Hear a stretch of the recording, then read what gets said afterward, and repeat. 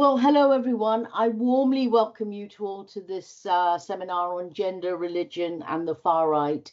The webinar, rather, not seminar. It's organised by Feminist Dissent in collaboration with SOAS Library. Before we start, I just would like to go through a couple of house rules.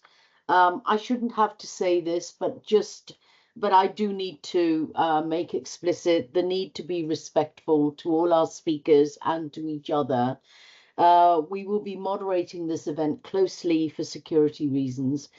Anyone who's disruptive will be given a warning, and if that disruption continues, will be removed without further warning.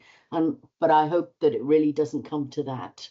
And after the speakers have made their presentations, there will be 30 minutes or more for question and answer.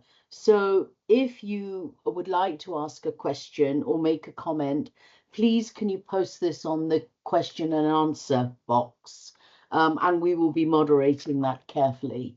So thank you very much. We know that the weather is lovely outside, and it's such a commitment to make something like this on a day when we'd all rather be outside. But this is going to be an exciting discussion, partly because it is so pertinent and so topical for our times. We've seen a significant global resurgence of far-right nationalism, fascism, and authoritarianism, partly driven by a drastically shrinking welfare state, growing deprivation and disparities in wealth and power, and a deep sense of alienation from and the widespread lack of trust in political institutions.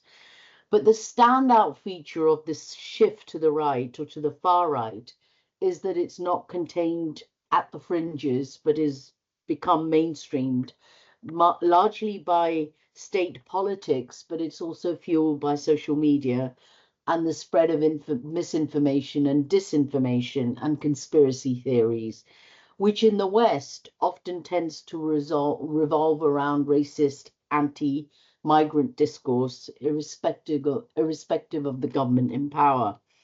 And here in the UK, under the shadow of rampant austerity and the cost of living crisis, we're drawing nearer and nearer to the local elections in May, and to the real possibility of unprecedented electoral gain for the far right.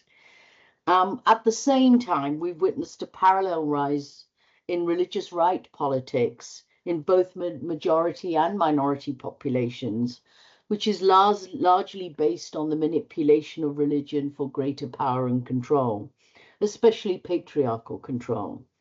Religion has also played a role in feeding the far right. For example, in the majority population, we have seen Christian nationalism and secular far-right politics joining forces. And in minority populations, religion has been used as a basis for mobilizing around sectarian politics. All of this has grave implications for progressive values and democratic rights, which are already in a state of utter precariousness. And it has raises questions about broader questions about social injustice and anti-racist solidarity and resistance. This webinar has been organized to provide much needed space to tackle a series of questions that arise from these developments. And some of the questions that we pose include: how do we understand the nature of the far-right resurgence? 2, what are the interconnections between the white supremacist far-right and the authoritarian religious groupings in racialized, minoritized communities in the UK and more globally? 3, why is the social control of women so central to the politics of right-wing authoritarianism in all its guises? And what do we make of women's participation in far-right politics? And 4, how do we organize a feminist, left, and anti-racist response to these developments? To help us think these questions through, we have brought together a very exciting and knowledgeable panel of speakers who have written extensively on these issues and have also been part of the anti-racist fight back. So in no particular order, I want to introduce Gurnam Singh, who is a professor of sociology at the University of Warwick. Gurnam is a long-time anti-racist activist, and he and Stephen Cowden have written about the rise of the far right and the challenges this poses for anti-racism. I also want to welcome Stephen Cowden, who is a senior lecturer in social work at the University of Gloucestershire and a member of feminist dissent. And as I've said, he and Gurnam have written about the far right and the religious right. Then we have Louise Raw. She's a historian, writer, anti-fascist, and mum. She's also the author of Striking a Light. She's a BBC London contributor and Portobello radio presenter and founder of Survivors Against Fascism. We have Rosie Lewis. She's a co-director of Project Resist and has decades of advocacy and movement building experience with Black and minority women, children, and young survivors of violence and abuse. She's also the co-author of a report into the impact of the far right on Black, minoritized, and migrant women entitled Why Do I Have to Hide Away?, which can be found on the Project Resist website. And also perhaps there will be a link on put up in the chat box. And finally, we have Subir Sinha. He is the director of South Asia Institute at SOAS. He is a co-author of the Leicester Inquiry report on intercommunity violence that took place between Hindus and Muslims in 2022. So we have a really fantastic lineup of speakers who are going to tackle these questions from multiple directions. So let's kick off with Gurnam, please. He will be setting the scene for us. Thank you, Gurnam. Thank you, Pragna. Steve's got some slides. So this is a joint presentation. Can you go to slide 1, Steve? Yeah. Okay, so this presentation is based on a paper that the two of us have written, which is under review, which is called The Far Right and the Weaponization of White Identity Politics. It covers a wide range of related issues, but because of time, we're just going to look at two aspects. One is around what differentiates the far right today and the far right previously, and you know, we think there are some really important differences. But the second question, which Stephen will pick up, is the issue of identity politics and how the far right itself is appropriating identity politics. But the evolution of the far right in Britain since the late 20th century reflects changing national and global dynamics. Earlier formations such as the National Front and the British National Party were explicitly grounded in racial supremacy and biological conceptions of nationality. Their discourse is centred on defending white Britain in the wake of post-war immigration and the rise of multiculturalism. Policy centred on multiculturalism represented a mainstreaming of the anti-racist protest movements in the 70s, and the rise of the left, the far right, largely confined to the political fringes throughout this period. So they were important, they were significant, but they were on the fringes. However, after the fall of the Berlin Wall in 1989 and the ending of the Cold War, the global dynamic changed significantly. In the early stage of this new period, this new global zeitgeist was epitomized, I think, by Francis Fukuyama's theory in 1989 of the end of history, a vision of the way capitalism and liberal democracy would benevolently work their way across the whole world, which had peacefully transcended ideological, class and ethnic divisions. However fantastical this vision was, any sense of which it could be imagined as a global future was buried in the rubble of the World Trade Tower in New York in 2001. The trauma that was engendered in this moment facilitated the rise of a much darker zeitgeist amongst global elites, in contrast to far-right discourses of the past that were, as I said, grounded in spurious scientific racism and biological superiority. As Etienne Balibar, in his influential essay, Is There a Neo-Racism, suggested, we were witnessing a shift toward a racism without races. By this, he meant that the far right had replaced overt references to race by recasting diversity and culture as a threat to social cohesion and national identity. And one of the most influential books that shaped the debate relating to identity and conflict in this period was Samuel Huntington's The Clash of Civilizations and the Remaking of the World Order, which was written in the shadow of the 9/11 attacks. And just quoting from that, Huntington said, "The great divisions amongst humankind and the dominating source of conflict will henceforth be cultural. Nation states will remain the most powerful actors in world affairs, but the principal conflicts of global politics will occur between nations and groups of different civilizations. The clash of civilizations will dominate global politics. The fault lines between civilizations will be the battle lines of the future." So according to this concept, then it's now culture rather than political ideology or economics which would determine the shape of global politics. This moment was clearly understood by the far right as a major opportunity to build themselves by adopting a language of culture rather than the biological differences. This shift is epitomized in the work of the French philosopher Renaud Camus, who resuscitated the argument for an ethnically exclusive nation in his 2011 book, The Great Replacement, which is now a central concept for the far right, as well as a key slogan.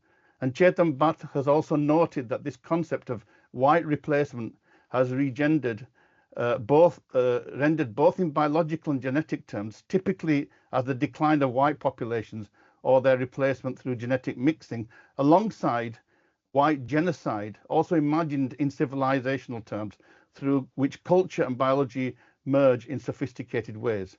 This represents a conceptual shift from a crude language of racial supremacy to one of nostalgia, loss, and regarding this kind of civilizational decline of the white people or the white race. The language of loss and decline entirely captures the way the far right has appealed, particularly to older working class white voters across Europe and UK and other places as well. Both the far right and conservatives in general came to present 9/11 and the many subsequent Islamist attacks associated with Al-Qaeda and ISIS as the ongoing evidence of civilizational incompatibility with the West and Islam, where the violent authoritarianism of these groups could be presented as the essential emanations of Islam itself. Not only was this manifestation untrue regarding the relationship of jihadist groups to the dominant forms of Islam, but it ignored the extent of the opposition to these reactionary fundamentalist currents within Islam. For example, the Iranian Quranic scholar Naveed Kermani describes Salafi jihadism as a travesty of multi-ethnic, multi-religious and multicultural Orient and a form of religious fascism, which is destroying Islam. And we can also see in the work of Karima Benoune in her book, Your Fatwa Doesn't Apply Here, that there are many women, many voices amongst Muslim communities who actually totally oppose the kind of Islamist viewpoint. But these critical voices were drowned out by polarizing narratives, which became the mainstream political language throughout the 2000s. And here, even David Cameron's announcement describing this kind of culturally inflected form of nativism, which I suppose had its high watermark in the UK with the kind of withdrawal of Britain from the EU. In contrast to the 20th century, where far-right groups such as the EDL had a cohesive structure, which was organized distinctly from mainstream conservatism, today's far-right is a fluctuating and diffuse political space. On the one hand, former Conservative Home Secretary Suella Braverman was able to repeatedly channel far-right tropes from within the political mainstream, but in doing so, she was signaling to a much wider far-right ideological ecosystem. This world today is constituted by digital influencers with several 100,000 followers, alongside overtly fascist street-level formations such as the Homeland Party and Patriotic Alternative. Alongside the electoral vehicle of Reform UK, they're fully plugged into this transnational ideological far-right networks. So this hybrid ecology has been reinforced by electoral alignments and ongoing success of Reform UK, which is likely to continue apace next week. And this deepening multi-party environment in which far-right and right-wing populist forces are exerting increasingly gravitational pull. There's also an important street mobilization, which was really captured in the 13th of September 25 rally that was organized by Tommy Robinson. I think it was called something like, bring back, save England or something. The mainstreaming of far right then is increasingly driven by powerful celebrities who utilize vast digital reach to move extremist discourses from the fringes into the cultural centre. And so by framing people like Tommy Robinson as truth tellers or victims of state tyranny, influencers such as Elon Musk and Professor Jordan Peterson have provided a process of legitimation that rebrands exclusionary rhetoric as a defense of free speech and Western identity.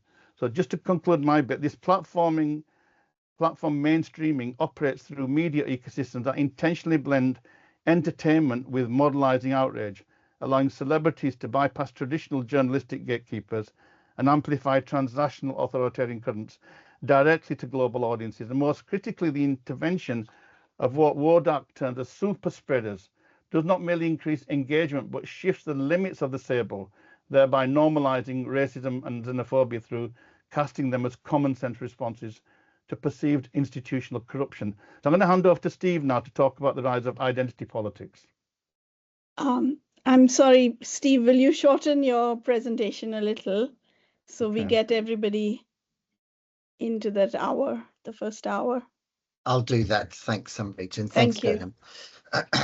So basically, the story that Gurnam's told and that we're telling is really about the way the far right has changed, the way the whole politics, really beginning with 9/11, Huntington's Clash of Civilizations, has created a discourse of culture which has provided a massive footload for the extreme right to move from the political fringe right into the mainstream. And as Gurnam has explained clearly, these ideas aren't just present in overtly fascist parties or overtly right-wing parties, but are present throughout the political discourse and mainstream media. Now, that's part of the story. Now, another really important part of the story is the rise of identity politics. And just a quick definition, identity politics refers to political projects. I'm quoting from Chaitin Bhatt's work here. Identity politics refers to political projects that apprehend the structure of a social formation and its political life through innate or quasi-innate personal and group identities. These identities acquire moral character solely because of their group affiliation. So identity politics is about the meaning of who one is rather than what one does or how one justifies political convictions. Now, Bhatt argues very helpfully that what we're seeing is as culture wars are actually, a better way of seeing these is contestations between right-wing and left-wing forms of identity politics. The right-wing versions focused on ethno-nationalism, misogyny, white supremacy, anti-minority discourses, and pitted against the identity politics of the left, which is concerned, say, with queer identities, trans rights, the celebration of diversity. And we're currently in a moment where these two forms of identity politics are in a battle with each other. Now, the problems of these, and this is, I'm just going to really discuss this example and then hand over to the next speaker, but I think we've got to understand the way these issues are playing out at a local level. Now, there was a recent, in July 2025, a culture celebration day was held at a school in Rugby in Warwickshire. The student pictured, Courtney Wright, wore a Union Jack outfit for this culture celebration day. And the culture celebration day was designed to specifically encourage people to celebrate their cultural backgrounds. Now, when she arrived with a Union Jack t-shirt, Union Jack dress, sorry, she was prevented from speaking and sent home early by the organisers of the day, who saw the event as something which would be celebrating minority cultural identities. Now, the school, after having prevented her from speaking about her British identity and sending her home early, sort of rapidly backtracked, apologised to the daughter, but apologised to Courtney, but her dad very rapidly went onto social media. The story was picked up by mainstream and of course, the mainstream media and the far-right social media ecosystem massively grabbed onto this. The volume of abuse the school subsequently received from the far right became so great that in the following week, the school leaders had to actually close the school down early. The far right group Turning Point actually published the invitation to students and parents to the day, making the well-being leader of the school a hate figure on the far right. Now, what can we learn from this? I think a day like a moment like this illustrates how good intentions are being rapidly turned on their head by the growth of that far-right media ecosystem. It also illustrates the conceptual confusions amongst progressives when questions of inclusion and exclusion are conceptualized entirely through the lens of culture. In other words, if we think of the anti-racist movement of the 70s, questions of race and racism were seen as political, social, and economic problems. What's happened now with the loss of that wider political analysis is that culture is a term which is, the political formation of identity has become the sole representation of anti-racism within this kind of progressive identity-based formation. We can't really talk about the wider social dynamics anymore. We can only talk about the level of cultural identities. And of course, doesn't everyone have one of these, So I think an incident like this really illustrates the dangers of identity politics, the way understanding racism as a political, social, and economic issue manifested in material terms has been displaced by a whole conception of identity which substitutes and stands in for the political analysis that's no longer present in mainstream discourse. And I think this really illustrates the dangers which identity politics pose. In our paper, Gurnam and I discuss this in greater detail, giving a greater range of examples. But I think I'll leave it there for the moment. And just really to highlight that if we're going to be understanding the present moment and the rise of the far right, we have to understand that it's capitalizing not just on this whole discourse of culture as politics, which comes from Huntington and his Clash of Civilizations work, the way that's given the far right a language of cultural differences, cultural identities, and how that feeds into the identity politics that we see so prevalent on the left and the right, and how identity politics has displaced the more materially based analysis that was once so central to left and feminist anti-racism. So thanks very much, and I'll stop sharing that. Thank you, Gurnam and Stephen. I'm so sorry because your presentation has had to be rushed in this way, as will be other presentations when they are so rich and so important in terms of the ideas that they contain and the analysis that they contain. But thank you for setting the scene, Gurnam, in terms of understanding past and contemporary forms of far-right politics, and also making explicit how complex the dynamics of far-right politics has become, particularly when culture is used as the mobilizing form of opposition. And thank you, Stephen, because I think you have raised lots of really important questions about identity politics, not just on the right, but particularly the left, and what people have referred to as a kind of degradation of the left, when it reduces questions of inequality and structural disparities as a question of identity and representation.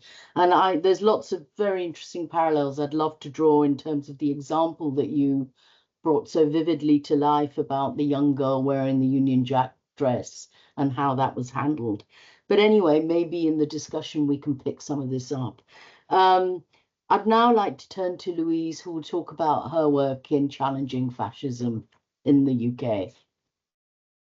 Thank you. And I want to bring greetings from my members at Survivors Against Fascism. They want to send love to you all.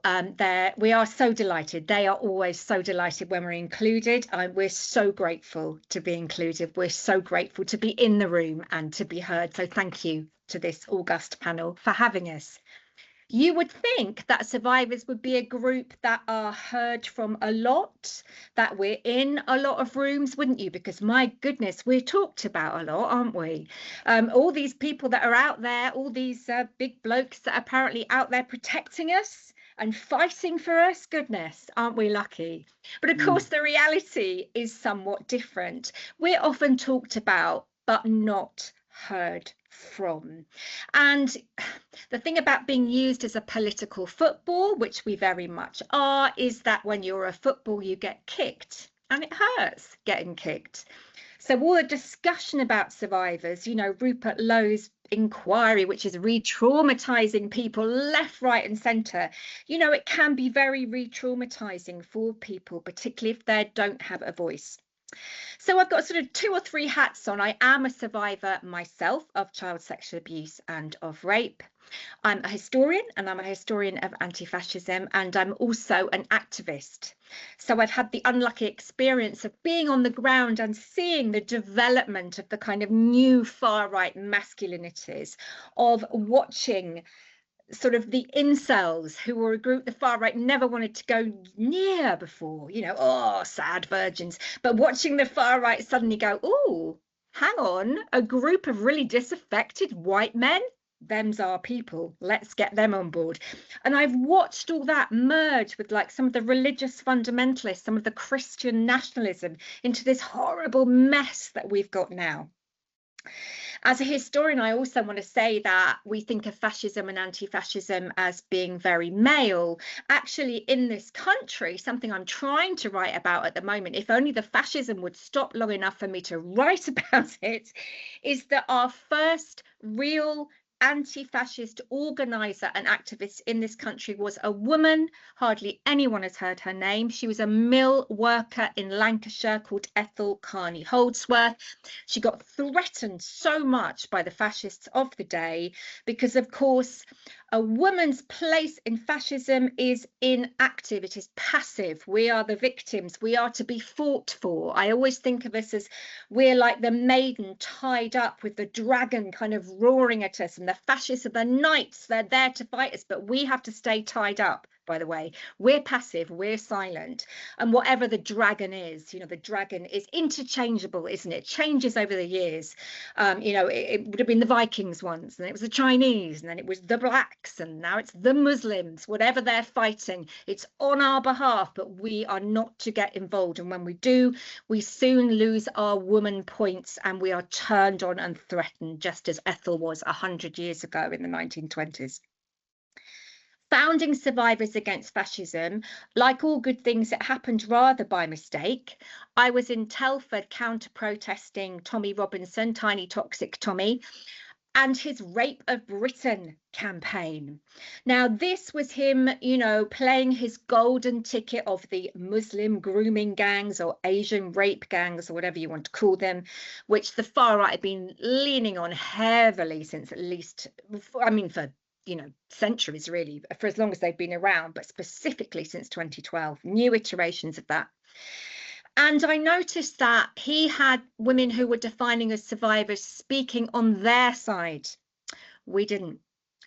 As the left, we had mostly male speakers, fine, but we didn't have anyone really talking about victims very much. And I was speaking anyway as an anti-fascist activist. And as I stood waiting to speak, I thought someone should get in touch with survivors. Someone should invite survivors to speak. And I thought, oh, crap, actually, I'm a survivor, aren't I? I probably should speak for myself in that regard. So I sort of outed myself. And I also spoke about my friend Caitlin, who's a grooming gang survivor, with her permission, obviously. And she was, after she exited that situation, approached by a group of men who said they were there to work for and with survivors, raise funds for survivors. How lovely, right? Raise money for therapy for you all. Fantastic. And they were good Christian men. She said, well, are you political anyway? No, no, we're just Christian men who want to support survivors. We don't like paedophiles. Well, who does, right? Apart from other paedophiles.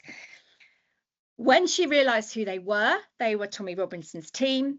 And when she said, look, do not use my story, please, for racist ends. Yes, I was abused by some Asian men. I was also abused by white men. I was abused by, you know, every background. And that's not relevant to me.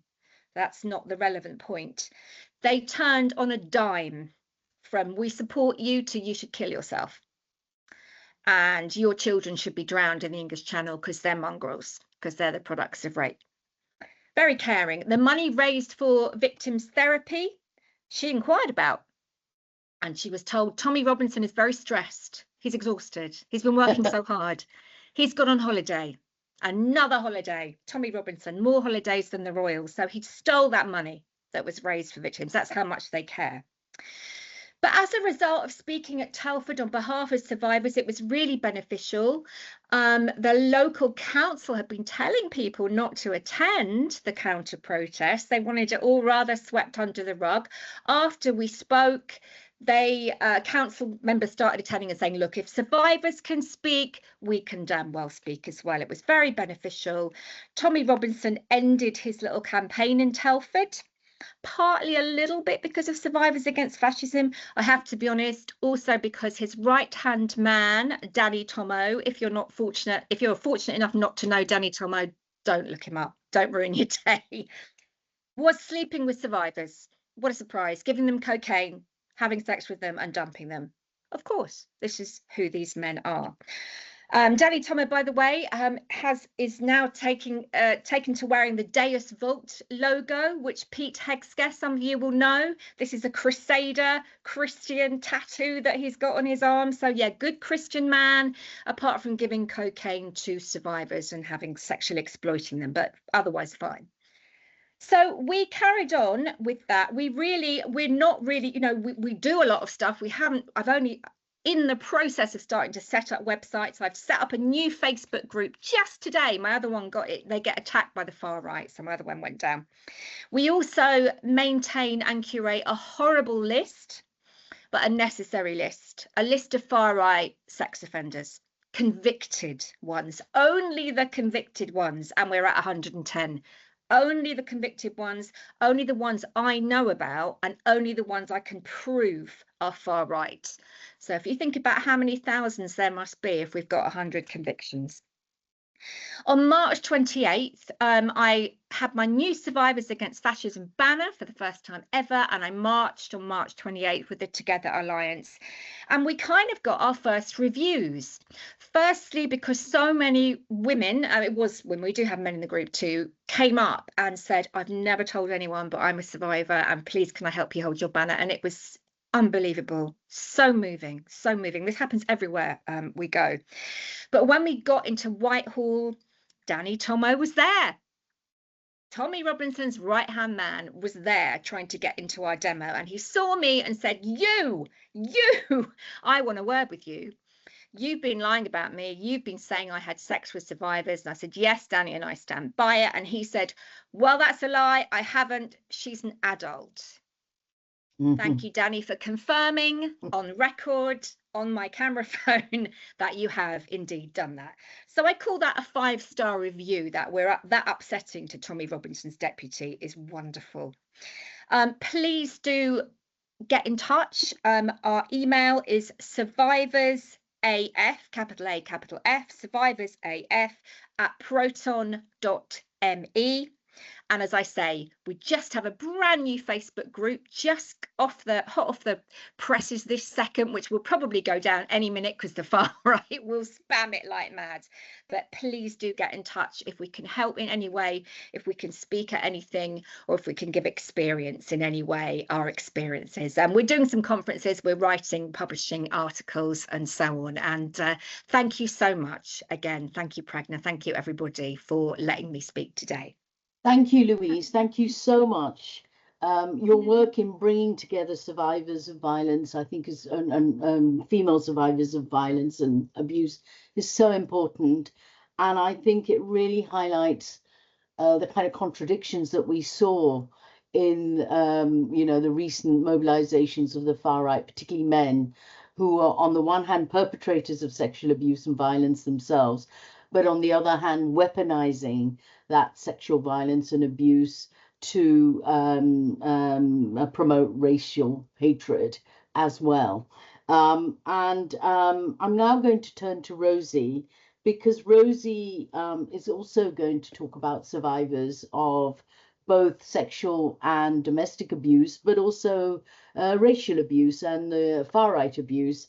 And she's going to talk about her experiences of organising against all of these things in the north of England. So over to you, Rosie. Thank you. Thanks, Pragna. And I just want to say a big thank you to Gurnam, Stephen, Louise and Subir. And Gurnam, Stephen, Louise's excellent, insightful presentations. I'm going to focus on the impact of the empowerment and mainstreaming of the far right and the ways in which it goes hand in hand with religious fundamentalist right-wing conservatism, and the impact on Black and minoritized women and children, and what we at Project Resist are now terming gendered racism. I'm going to illustrate this by referring to Project Resist's recent research into the impact of the far-right riots on Black minoritized women and children, which was an intensive piece of research, and it was conducted in partnership with a grassroots women's organisation, a Black-led organisation called Angelou Centre, again based in the northeast of England. And I am going to focus my discussion around the northeast. It's where I've lived and worked all my life, as well as my own experience of living and working in working class interracial communities in the northeast, and the changes that I've observed both through a research lens, but also my work with grassroots Black-led women's organisations. But I also want to say that I'm informed by a material lens, by living in working class communities, by being part of working class communities and interracial communities in the northeast, which are not often being discussed. And then I want to contextualize this further by broadening out into a discussion about the rapid expansionism of these right-wing ideologies in post-industrial working class communities in the north of England, which has led to the rise of reform and populism in this area and elsewhere. And this is often seen to be, this political swing is often seen to be like a reactive recent change of political direction, and one that's seen this increasing polarity setting in between the so-called far left and far right, and much of what Stephen Gurnam were referring to as well. However, many of us would argue that the roots of this lean into and adoption of populist right-wing attitudes and behaviours are more recently the associated kind of institutional directives, policy, legislation. It can be charted back. This wave can be charted back over a few decades now. And I think the Northeast in particular really shines a light on the ways in which Westminster, across all political factions, have effectively played a role in opening the doors to the right-wing wolves, who are currently playing a very effective and strategic game. And it's one that's wholly aligned to patriarchal religious fundamentalist objectives. So I'm going to start with an overview of the key findings of the research into Project Resist's research report, which was called Why Do I Have to Hide Away? Now, that title in itself is super powerful, and it actually came from the women who were participating in the research, who were saying, why do we have to hide away? But we do for our own safety and protection.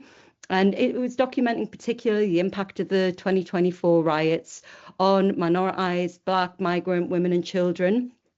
And we conducted this research in the immediate aftermath of the 2024 riots. And it ended up like very small. We'd want to do a very small bit of research. We had no funding, and it basically extended into a 12-month project, which we released and published in the autumn of 2025. And And when the riots took place, we collectively, as like feminist, anti-racist activists, wanted to capture a gendered perspective of the 2024 far-right riots. Because we felt that the media, obviously community leaders, statutory responses, and even anti-racist think tanks were largely ignoring the gender dimension of what was happening. And we felt that as anti-racist organisers that we really wanted to kind of bring together our learning and understanding of what had been happening, that we'd seen happening at a grassroots level for a number of years. And we also wanted to capture this immediately. We felt that the riots were just a match to the tinderbox, and we knew that the issues that the riots brought to light had been fermenting for many years. Our research exposed how these public discussions and analysis of the far-right riots, even from more progressive quarters, including discussions on socioeconomic inequality, etc., lacked a simultaneous focus on the intersections between race and sex discrimination or other forms of inequality and disadvantage. And following on from the other speakers, really picking up some of the points you've made, I want to try and hone in on the way in which women are being caught between the rising racism and misogyny, leading to these increased forms of imprisonment, isolation. Louise talked about the sexual violence and abuse that's going on in plain sight, and also the broader rights of women, the further deprivation of rights in the family and community, as well in the public sphere and at a state level. One stuff I just want to quote, I'm going to come up with a few quotes from the research in the little time that I have, which is whittling away. So there was one staff member from the Anjali Centre in the course of our research that said to us, women have been re-traumatised after being imprisoned and controlled in their own homes. She was talking about survivors of domestic abuse here. It's difficult to safety plan with women. We do so much to support mothers who will not leave the house after the riots. Their husbands and families told them if they left the abuse that white people would not help them and would attack them. So when the riots happened, it triggered so much, and the types of abuse that the women go through, which often involves these unsaid threats. It really echoes what Louise was talking about there in relation to the sexual violence that's going on in the right wing, whilst there's this interplay and pretense that it's actually about protecting women and girls in our communities, whatever that means. So women's accounts of the riots highlighted the continuing connection between gender-based abuse, economic disadvantage, which I do want to talk about particularly in a regional context, racism, anti-immigration policies, and the increased power of the right-wing and fundamentalist religious forces in communities. Many women in the research described how community and religious leadership and perpetrators of abuse were taking advantage of the riots to further tighten their control of women and girls in particular, and how women and girls felt completely unprotected by the statutory agencies that had a legal duty to protect and safeguard their rights. So alongside this interplay of racism and misogyny and a fear of restriction of movement, another theme in the research we identified is the rising fear of public forms of hostility and racism that vulnerable women are living with, that exacerbates their inability to exercise their rights, such as freedom of movement.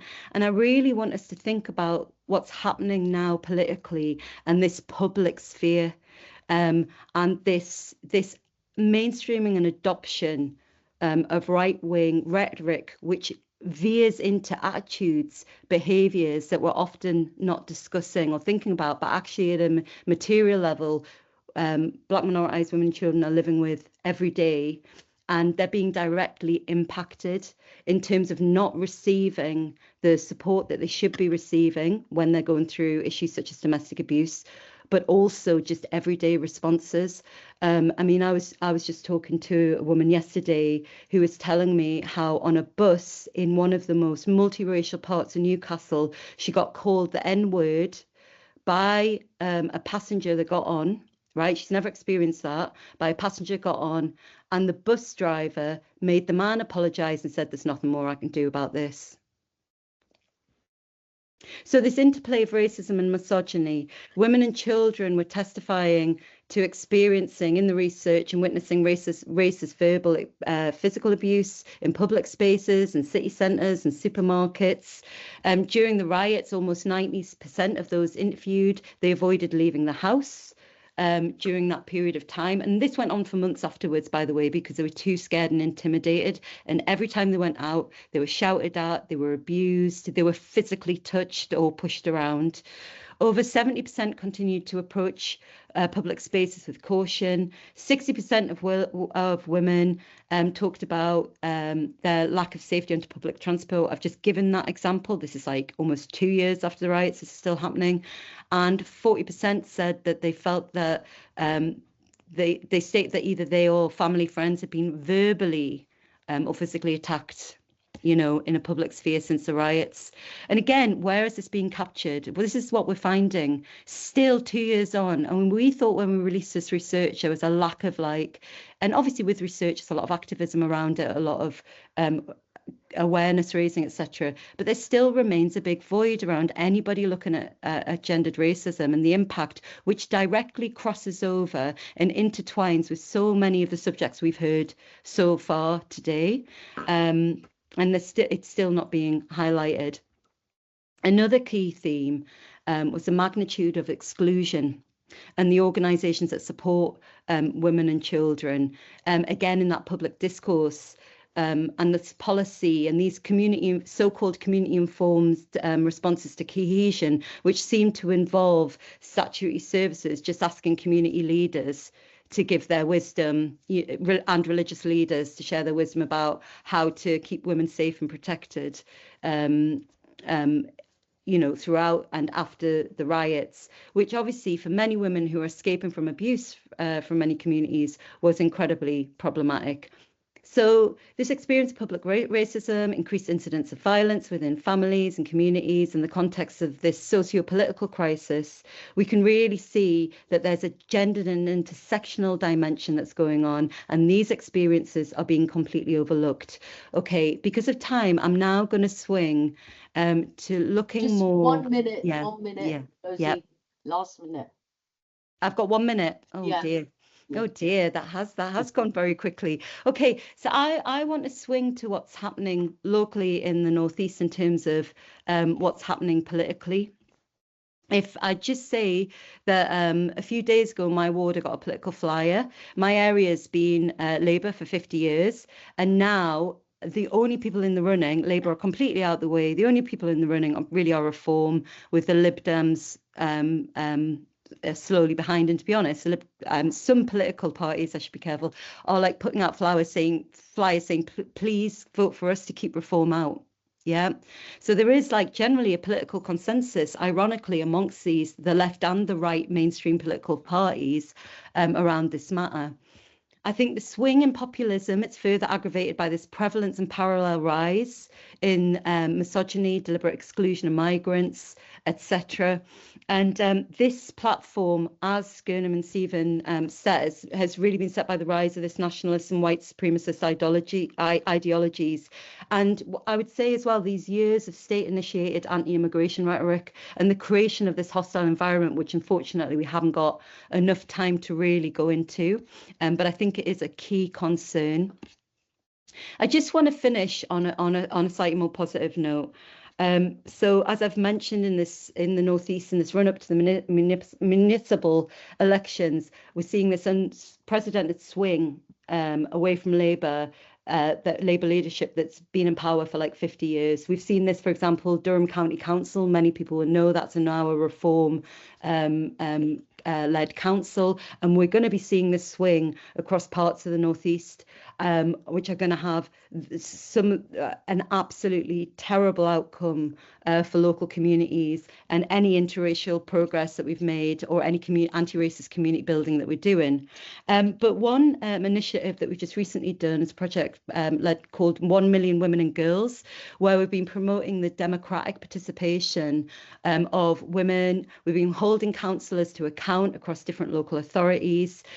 We've always had, like, from the outside, an anti-racist approach, women from different racial, class, age and sexualities coming together, organising voluntarily to put together some events, in-person events, to really get women together. And we've just recently held these hustings across April, where we were holding councillors to account around their attitudes and what they were intending to do for women across the board, and how they were intending to really promote racial equality, considering the many issues that we face with this swing towards the populist right and the upcoming swing towards having councils that are now going to be reform-led councils.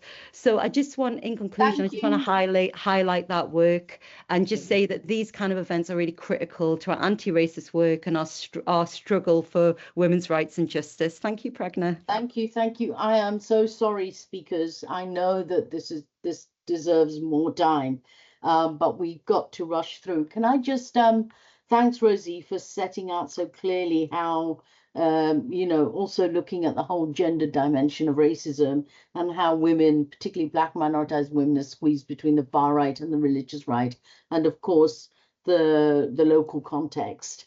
I just want to remind people that if you have questions you would like to ask, the Q&A box is open. Please post on there.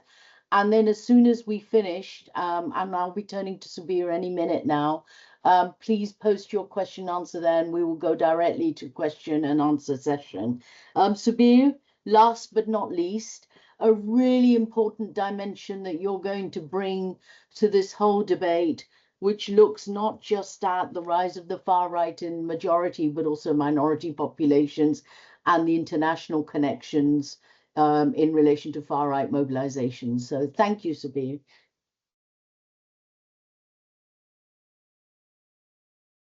So you're on mute, Subir. That's my 1 minute gone already. No, it's a real pleasure being a part of this panel and to be able to speak on this forum. Also to see the number of cross-cutting kinds of ideas and themes that everyone has picked up on. So, as you said, I'll also be, speaking about the internationalization of the far right. And in fact, let me sort of start off by making a kind of, the following claim, that the far right has been a transnationally networked kind of politics going back more than 100 years. And Hindutva, which is the preeminent form of the Indian far right, has been a part of this transnational far right, and some would argue even has been at the center of the global far right for more than a century. So in fact, there is one writer based in Germany who claims that this was the first fascist far right political organization, Hindutva was, in the world, with its origins in the 1920s, going back a few decades, or at least part of a decade, even before the Nazis and the Italian fascists and things like that. So that's something that is something to keep in mind, in the sense that a lot of European fascist writers of the late 19th and early 20th century read quite a bit of the texts that Hindutva people read today. And secondly, Hindutva politics in India and elsewhere also deeply reads and has read philosophers and other thinkers who we can, justifiably think of as being fascist.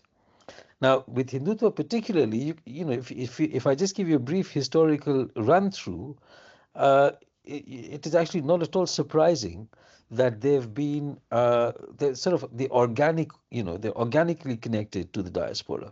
So, for example, if you think in terms of the Indian diaspora through the 20th century, the Hindu Swayamsevak Sangh, which is the HSS, which is affiliated to the RSS, was formed actually in Kenya in 1940. And already by the early 1960s, you had similar organizations in Tanzania, Uganda, and elsewhere. And the HSS was registered in the UK in 1966. So that basically implies in the very early years of the migrations of Indians, primarily of Gujarati origin, who were basically leaving East Africa for a number of reasons. So, for example, even before the forced relocations or evictions from Uganda, you had countries like Kenya and Tanzania that had started their programs of Africanization of their economies and had closed many professions for Indian migrants over there. So within literally years of having come into the UK, you find that the HSS was registered, the Hindu Swayamsevak Sangh, which is headquartered today in Leicester, and it basically, gives you a sense of how long they've been around. So that is 60 years this year. The HSS has been in the UK as an organization, but it did not present, nor did it come up as a necessarily far-right organization. It was basically recognized, primarily as an association of Indians, within that an association of Hindus. And in fact, at the time of the tsunami which affected southern India and Sri Lanka a couple of decades ago, we had someone that we worked with from the Midlands, and she very casually mentioned that her father was, a person of Sikh origin, and his best friend was the local person from the HSS, and that they also had close connections with the Jamaat-e-Islami, and that these people were all coming from some sort of town in Punjab from before independence, and didn't really think of each other as representing fundamentalist or organizations that were at war with each other. So in any case, I mean, one sort of effect of the migrations to the UK was you had state resettlement policies, which led to hubs in Leicester, Harrow, and Wembley of, Indian and primarily Gujarati, communities in the UK. Now, what happens? What sort of propels things into a kind of higher gear, if you want to call it that, is the movement in India around the destruction of the Babri Masjid in 1992-93 and the project to construct the Ram temple there, which coincided with a number of other things: cheap travel, the diasporic cultural desire to connect with their root, and the rise of the internet and mobile phone connectivity. So already in 1992 at the Parliament of the World Religion in Chicago, we were seeing people coming in from South Africa who were connecting with Hindutva organizations from India, specifically the Vishwa Hindu Parishad, and they were being invited to come and do voluntary service in the reconstruction of the Ram temple and things like that. From mid-1990s and especially from the early 2000s, another connective tissue, if you want to call it that, between the Indian far right and the global far right is the arguments regarding being common victims of Islamic terror. And in particular, you begin to see from the late 1990s onwards a connection between the Indian far right and the Israeli settler far right. This basically has to do with the fact that the BJP, which begins to come to power in certain state governments and begins to come to power as a part of coalition governments in the center, had a long-standing political project of close relations with Israel. And in fact, if you go back to their canonical writings, which are also quite paradoxical, in the sense that some of these writers both supported the Nazis and supported the Israeli settlement projects of the ultra-Zionists of the time. This also explains the fact, because of by this I mean the sort of 30-year history of friendship with the Israeli settler far right. You may or may not be surprised to know that the largest source of pro-IDF, pro-genocidal celebration of genocide in Gaza kind of fake news, India was the largest source, a larger source than even Israel in generating fake news, in support of the genocide in Gaza. Now, as far as the diasporic Hindu communities in the UK, as all diasporas across the world, Indian diasporas, the construction of temples, the control over management of temples, mediating and brokering links between the Indian and Gujarat state governments and diaspora populations, all of these became a measure of diaspora leadership. So there's a kind of competition within the diaspora to basically try to jockey yourself into these kinds of positions. And in the UK, this also fitted well with Blairite multiculturalism, and in the sense that, in my reading of that multiculturalism, the true representation of culture is religion, and religious leaders are basically seen as being cultural leaders. And that has a number of positive, implications for them. They get to sit on government councils and things like that. Obviously, you also see a very strong wooing of these populations, both by Tory and by Labour politicians, including people seen as being on the left of Labour, such as Barry Gardner and so on. The rise and Subir, 1 normalization of the minute. Okay, if it is just the 1 minute, I want to sort of stop. I want to just briefly come on to the gender dimensions. What you basically see in that, I mean, I could have gone a little bit on Tommy Robinson, AFD, Geert Wilders, and so on and so forth.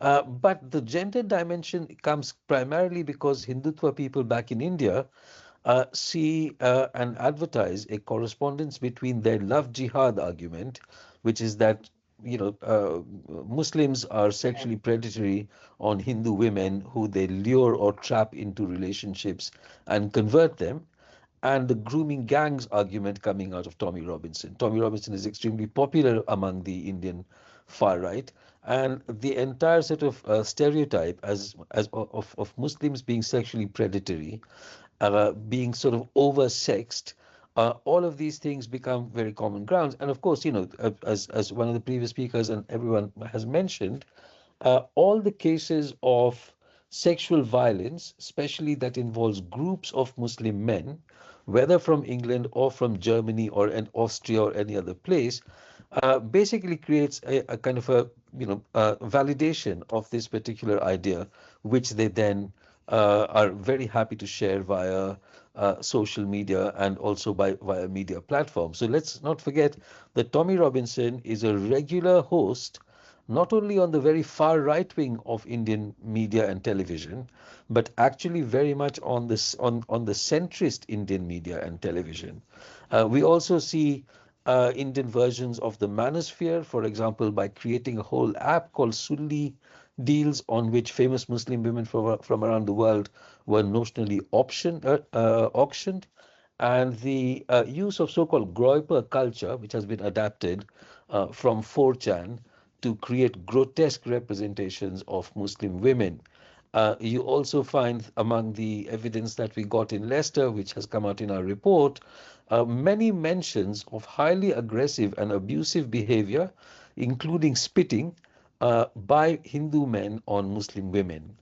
There were elements that I wanted to talk about, which was about the ultra-conservatism, which goes across both communities in terms of forcing to appear in certain kinds of clothing or wearing the bindi on the head, and a kind of a strict laying down of who is the ideal woman of the South Asian diaspora, an ideal Hindu, ideal Sikh, or an ideal Muslim.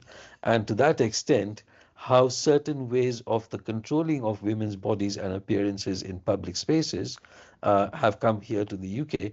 And also to very briefly mention the cross religious community collaborations by women in Leicester to minimize the effects of the riots that happened there and to build bridges across communities. Thank you. Thank you, Subir. That was really, really fascinating and a really important dimension to bring about both the international connections of between far-right movements, but also how, particularly in the context of Hindutva, how it's not just the white far-right that weaponizing sexual violence and so on to other and to promote hatred.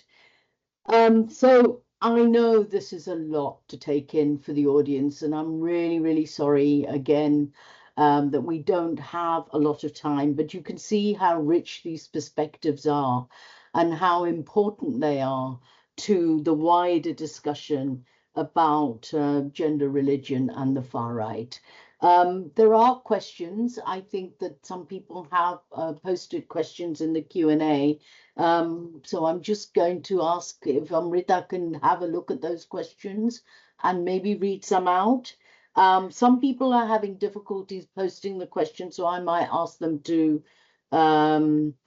read out the questions. I do want to also say that we have a very short time for question and answer, and we will not do justice to these presentations today, but perhaps we can have a follow-on meeting to take this forward, because it is such an important area for us. Things are not getting better, they're getting worse, and we need to grapple with this and find strategies to deal with this. Gurnam, you wanted to ask a quick question? Yeah, I mean, I did I did just respond to Subir's presentation just by sharing some information about the kind of historical links between the RSS and Nazis both ways. But I wanted to pick up on this issue around grooming gangs and make a link with the Nazis. I don't know if there was a idea, notion I think it was called Rassenschade. My German's terrible, but it means racial defilement. And the Nazis actually, one of the ways that they weaponized sexuality within that period by portraying Jewish men as clever, unscrupulous predators.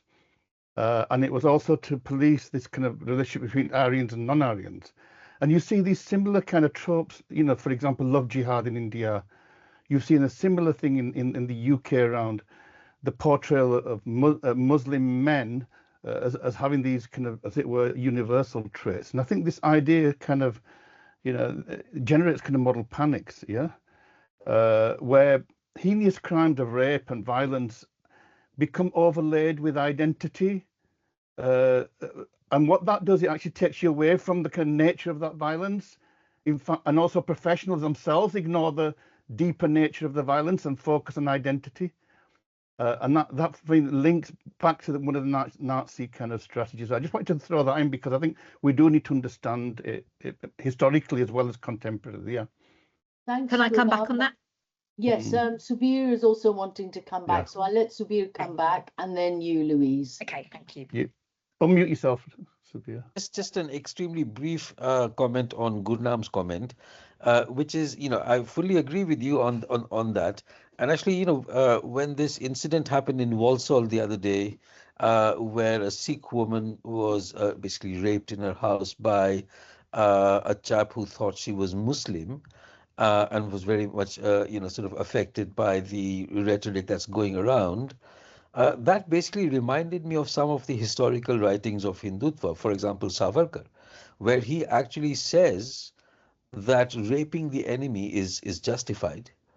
That, in fact, that is one way he sort of talks about the grotesque excess, but that the majority will need to, you know, kind of commit to kind of avenge what he thinks Muslims did to Hindu women over the centuries. And I think that making women the battleground for majoritarian supremacy over some other community is an embedded, you know, element of all kinds of, you know, far right-wing politics and things like that.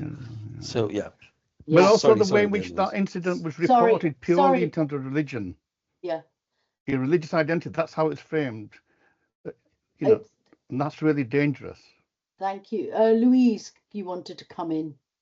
Yes, I said in my presentation that you can trace these tropes back through millennia.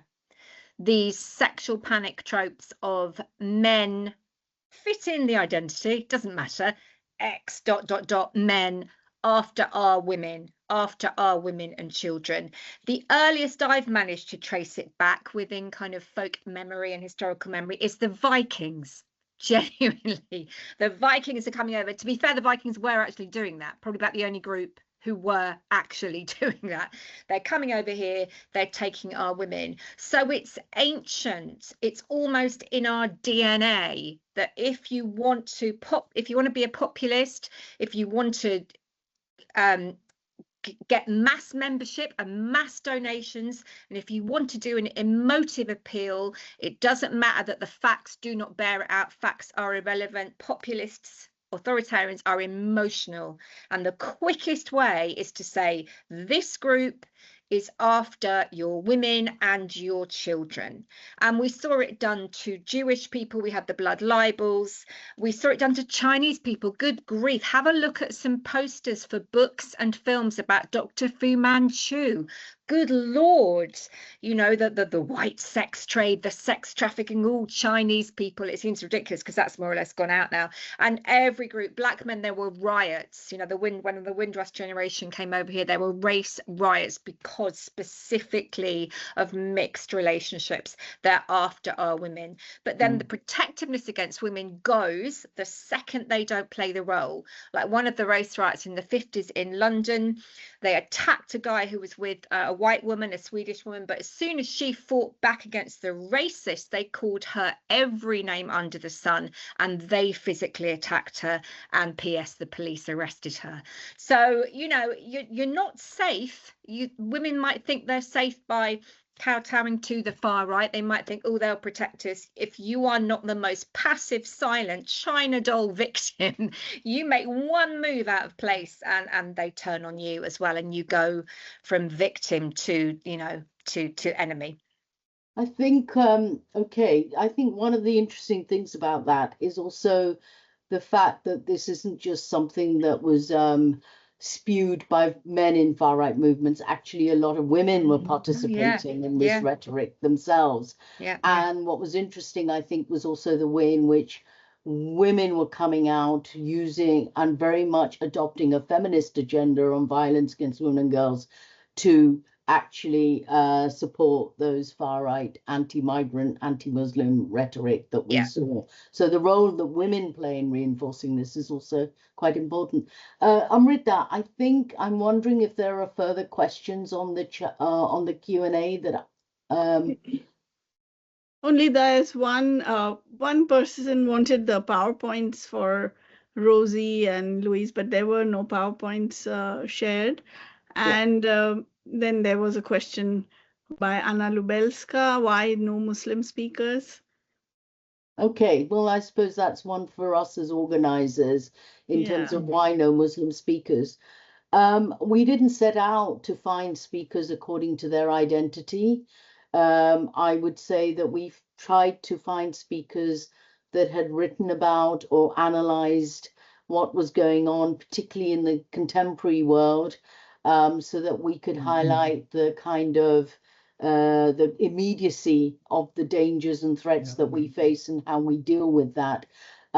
We, as an organization, Feminist Dissent, want to bring in as many perspectives as possible across religious, cultural divides. But when we're looking to understand social phenomena and current affairs and current events, we will always bring in people who have something to say and who are experts in their field. And that doesn't mean that we won't have other voices when we continue with these discussions later. I hope that helps in answering that question. Pragna, can I answer that from a slightly different angle? Yes. I mean, I think, again, I'm not saying that the person who asked the question, that this was their intention, but I think this idea around representation. Exactly. We do need to think critically about that, because it goes back to this politics of identity, that all that matters is the label that you have.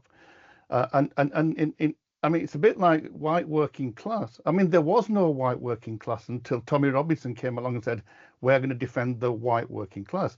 So we do need to be very careful about how we foreground certain labels, as if they're, you know, what importance we give to labels, I think. And that's something that we've got to work through, I think. And I mean, why aren't there any black presenters? You could have, you know, you could make the same argument. I think, Gurnam, that's a really important point, and it also speaks to the points that Stephen raised, and you raised, and actually all the speakers have said, which is that identity. It comes back to this whole way in which we are understanding divisions, we're understanding differences through a identity lens, rather than through the lens of values.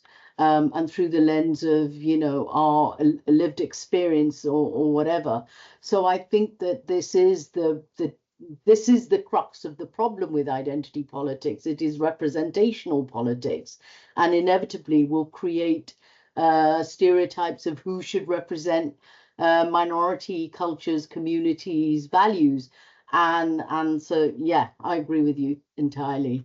Does anybody else want to come in with, I know there is one question that is being asked, and for some reason she couldn't put it on the Q&A, but she's asked me to ask this, which is, what do we do?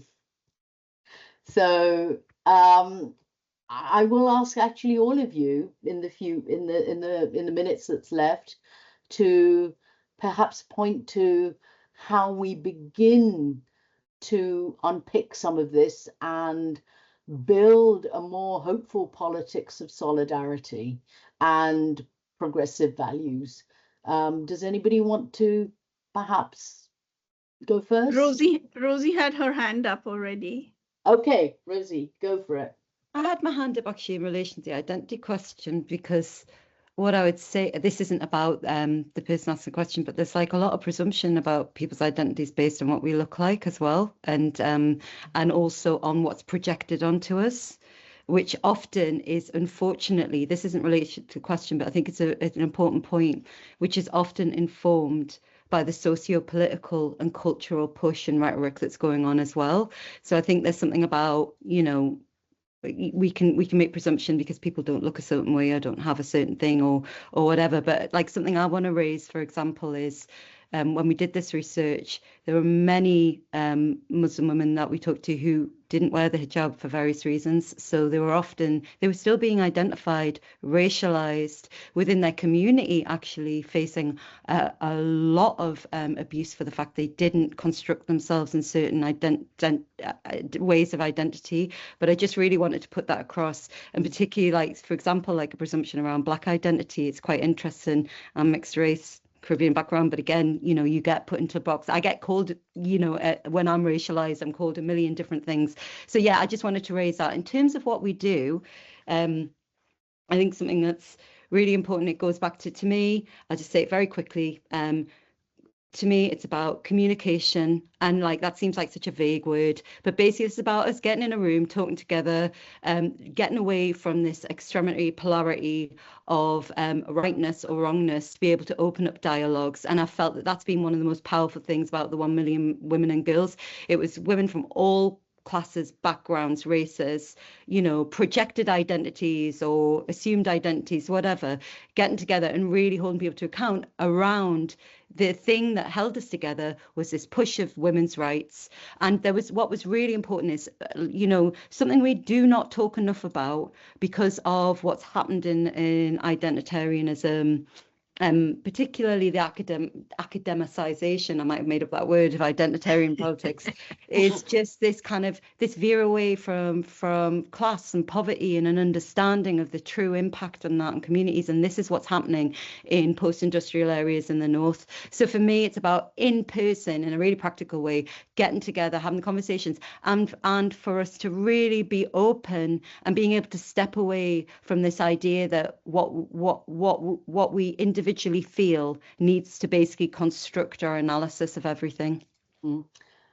Brilliant. Louise, do you want to come in, because you are actually doing something to deal with the crisis? Sure. Well, trying. Yeah. So I think first of all, for me, it's sort of all hands on deck to counter the rise of the far right, isn't it? If we don't get that done first, we're not going to get anything else done, are we? We're all going to be chatting in concentration camps, God forbid. But yeah, the Together Alliance, I think, is looking promising. They've managed to present a kind of united front organisation, and hats off to the people who organised that, because getting different left groups and different trade unions and different factions together, good Lord, you know, not easy. So on the 28th of March in London, we had up to 500,000 people. Tommy Robinson, I was there on the September the 13th. That was horrifying. I decided to go down and have a look at the far right. That was a big mistake. I got caught right in the middle of that. It was awful, really alarming and disturbing. But 500,000 is good.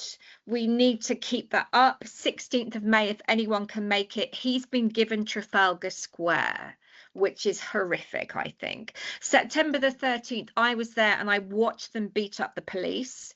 Can you imagine any group towards, even remotely to the left, attacking police in Trafalgar Square and then demanding they're given Trafalgar Square, the whole of it, for a demonstration a few months later? Can you imagine what they'd say to us? But he's got it. And that's the heart of London symbolically. Obviously, it's a very imperialist square, but however, that's for another time. So I think if we can be there and protest that, and if people can join the Together Alliance, we've got to have numbers. We have to. Otherwise, anything else we want to do, we are completely screwed. As far as survivors go, if people want to contact me, survivorsaf@proton.me. We have resources where you can use them if you're having debates with people. I've personally found that showing the lists of far-right sex offenders, particularly those who were friends with Tommy Robinson, actually makes a difference. Like, to the softer racists, if you like, not the really hardened ones, they don't care. But it's really worked. It's been surprisingly effective, which of course is why they're having a go at me. They're currently actually trying to put me in prison, which I take as a massive compliment. But I think James Baldwin said, as soon as a victim starts to articulate the experience of being a victim, they become a threat. And goodness me, we do aim to be as much of a threat as we can.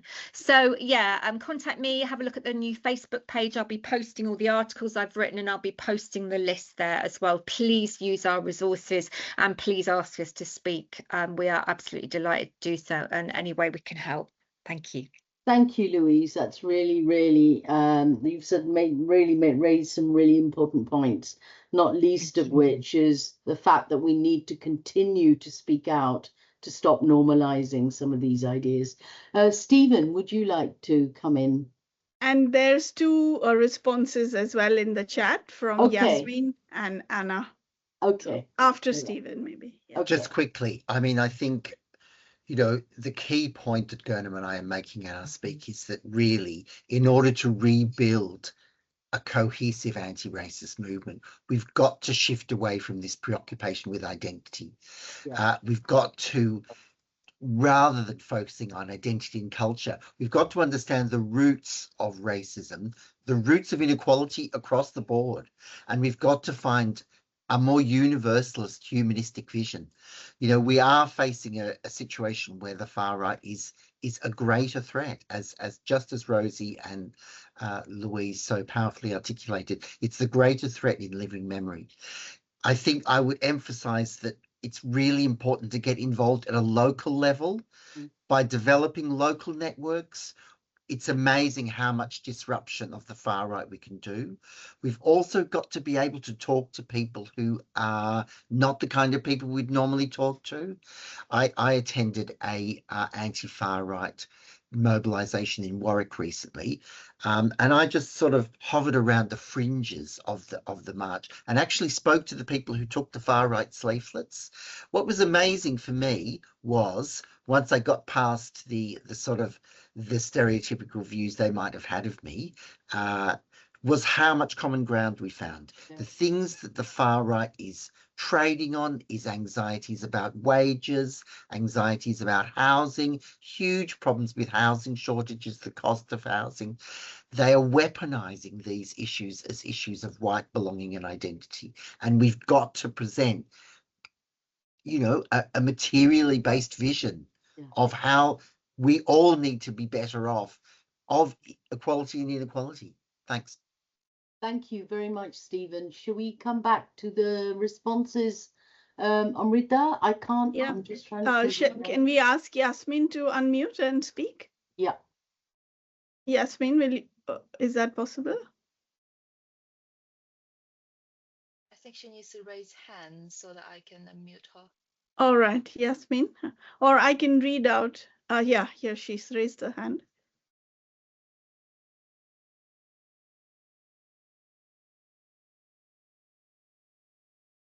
Yasmin, I think you should be able to unmute yourself.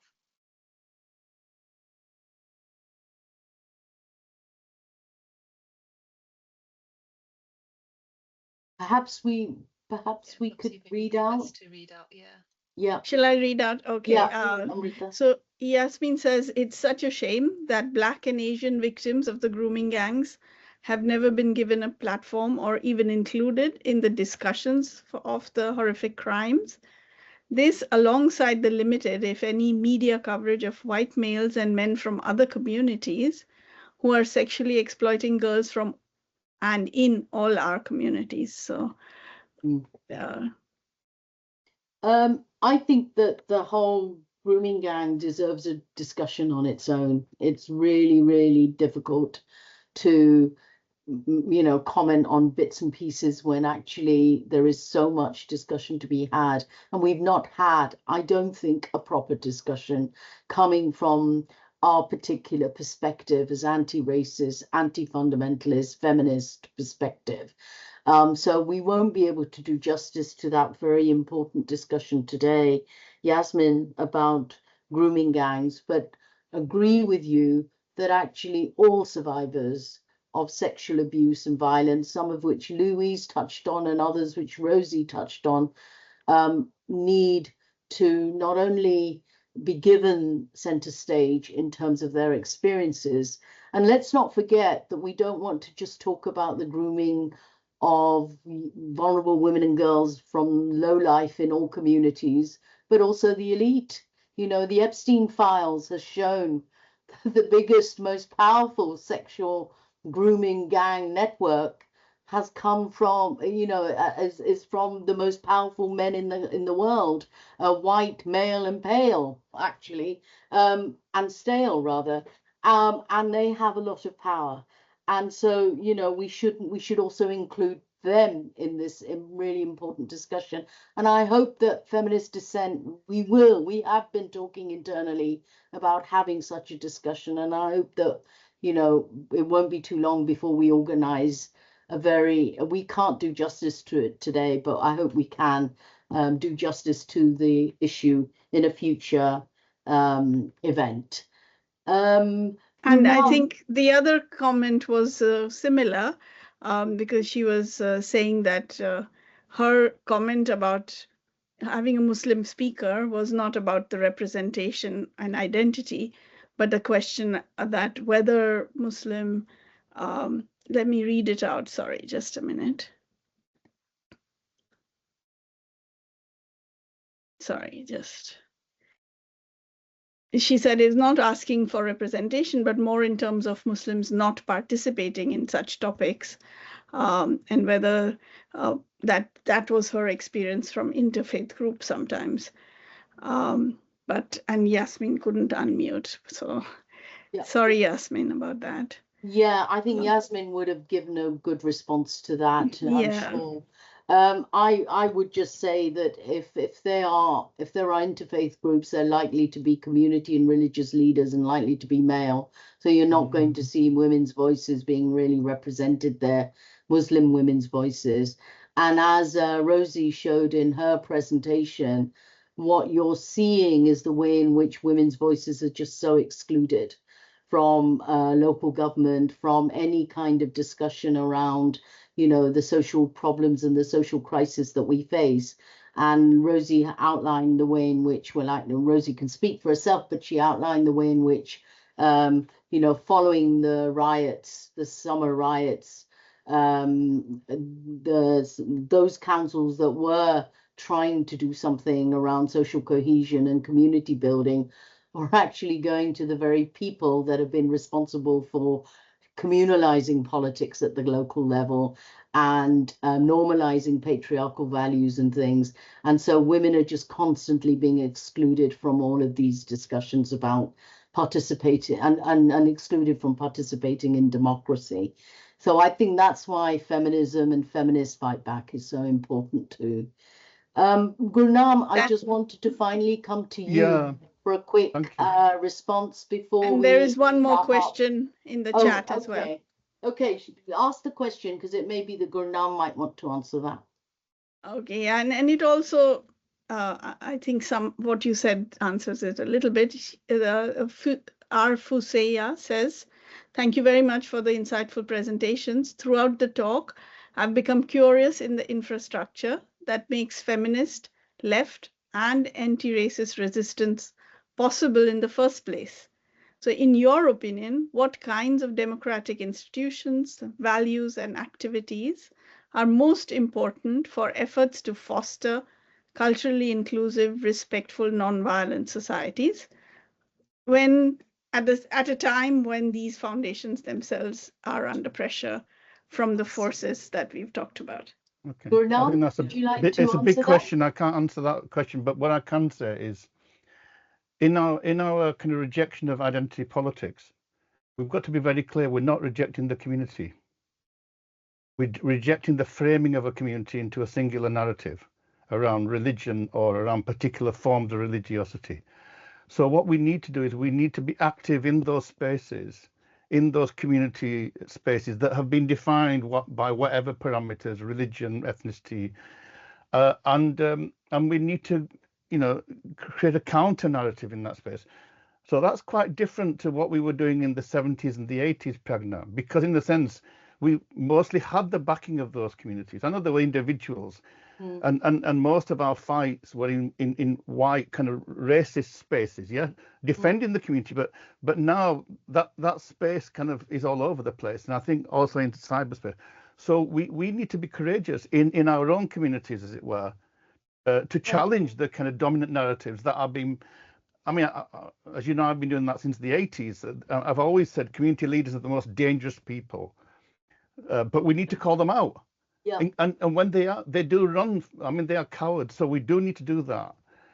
And the politicians, many of the politicians are also in cahoots with these people because of vote bank politics. It's the same stuff that happened in India and in the subcontinent. It's happening here now. They can deliver votes to them, so that's why they give them kind of these dinners and 10 Downing Street. So we need to go in those spaces and face up to them. Simple as that. Yeah. Thank you, Gurnam. I'm going to, unless there are any more questions. There's one question from Amy Georgeson. I'm sorry, I missed it. It was asked earlier, but she says, are we open to feedback? So I don't know where she would like to have, but we are definitely open to feedback by email, or you could write to us later as well. Absolutely. Or you can put some comment down on here. Yeah. Absolutely, we're open to feedback. And one feedback we've already had is that there's a lot that was squeezed into this 1 hour. And we're very conscious of that. And that's why I suggested earlier on that we might follow this up with a much more of a roundtable kind of discussion where, we can have more in-depth discussion. This is just a taster. So we will take that feedback on board. And all the others that have been given. What we also want to do, we will also take forward the idea of some kind of a discussion around the whole issue of the grooming gangs. I just want to end by thanking all our speakers for their heroic effort in trying to get so much into very, very short time, and to thank them for being here rather than out in the sunshine, and to all of you for the same reason. I just want to make two further quick announcements. One is that these discussions will form alongside possibly having another discussion. These discussions will also form the basis of a future journal, and so we will be talking more about religion, gender, and the far right. And so please watch this space. And secondly, I really want to remind everyone that Feminist Dissent's next journal is on religion, fundamentalism, and education. And please see our chat section or our website, as there is a call for papers. And we very much encourage people to contribute to that journal in any way they can. Just go to our website. All that remains for me to say is we will continue resisting. We will continue fighting. We need to talk in the language of rights and solidarity rather than identity and victimhood. And perhaps community reclaim secular histories of struggle and find ways of building a new politics of resistance. Thank you all for coming. Enjoy what's left of the sunshine and have a fantastic bank holiday weekend. Thank you very much for supporting Feminist Dissent.